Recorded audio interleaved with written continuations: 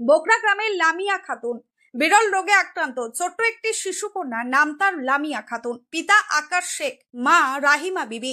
মুর্শিদাবাদের সাগরদিঘি ব্লকের বোকরা 1 নম্বর গ্রাম পঞ্চায়েতের এক শিশুকন্যা লামিয়া খাতুন। তার লিভার নষ্ট হতে চলেছে, শরীর ও পেট চোখ ফুলতে শুরু করেছে।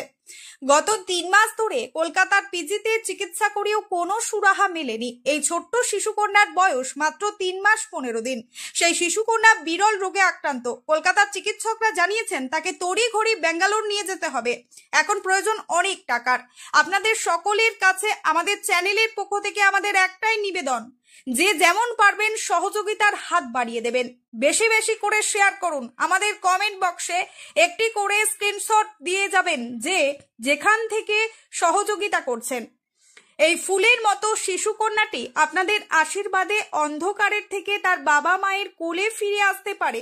আপনাদের কাছে শুধু এইটুকুই নিবেদন, লামিয়ার বাবা আকাশ শেখের ফোন পে নাম্বার 8509367517।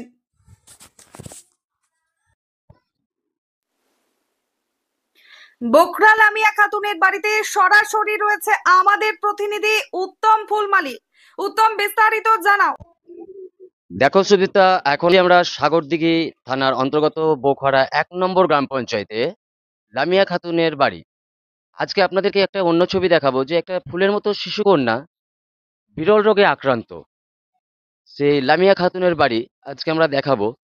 যিনি বিরল রোগে আক্রান্ত, গত কয়েক মাস আগেই কলকাতার পিজি হসপিটাল নিয়ে গেছিল।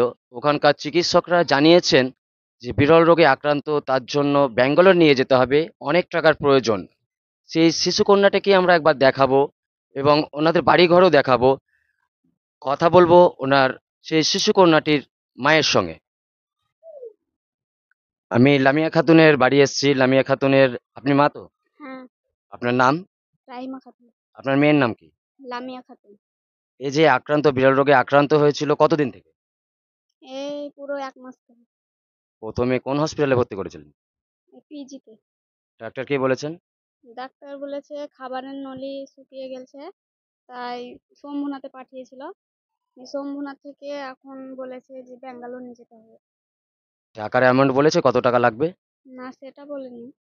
মানে অনেক টাকার প্রয়োজন আছে, যেটা ব্যাঙ্গালোর নিয়ে যেতে হবে, তাই তো? হ্যাঁ, আপনারা কি চাইছেন এখন? এখন চাইছি নিয়ে যাব ব্যাঙ্গালোর।